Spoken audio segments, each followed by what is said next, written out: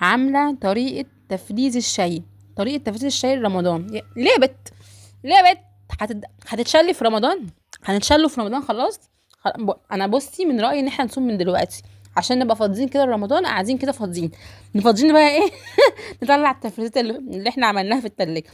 ايه يا اختي وجع القلب ده؟ ايه وجع القلب ده بجد؟ ايه ده؟ حد يقول لي ايه ده؟ حد يقول لي ده ايه؟ ايه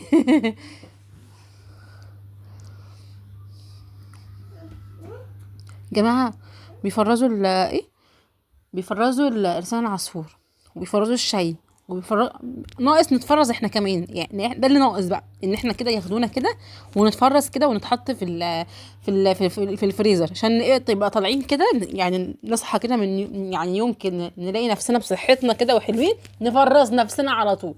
ده اللي ناقص. ايه يا اختي ده وجع قلب والله العظيم ده.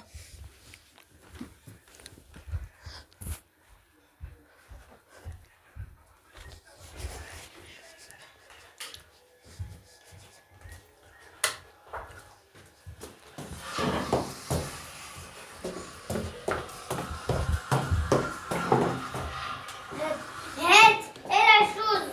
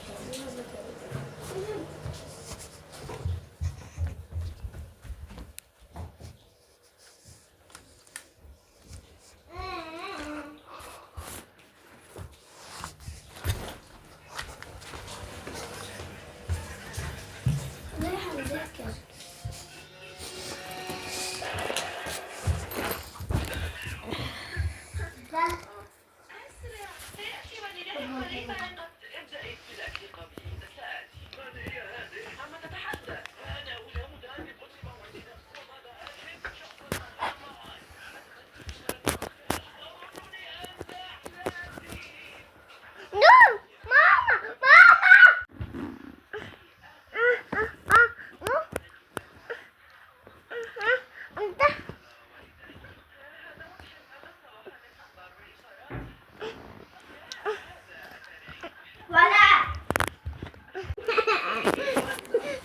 ماما ماما ماما ماما ماما. عدد التراخيص والمواصفات وتعدد جهات التحصيل، كما تم استعراض الأعباء المالية غير الضريبية التي يتحملها المستثمرون والخطة المقترحة لتخفيف هذه الأعباء على الشركات. عقد رئيس الوزراء مصطفى مدبولي اجتماعا لاستعراض الإجراءات المقترحة ماما الجمركية، مؤكدا أنه جاري العمل على مجموعة من الإجراءات التي تستهدف تسهيل التعاملات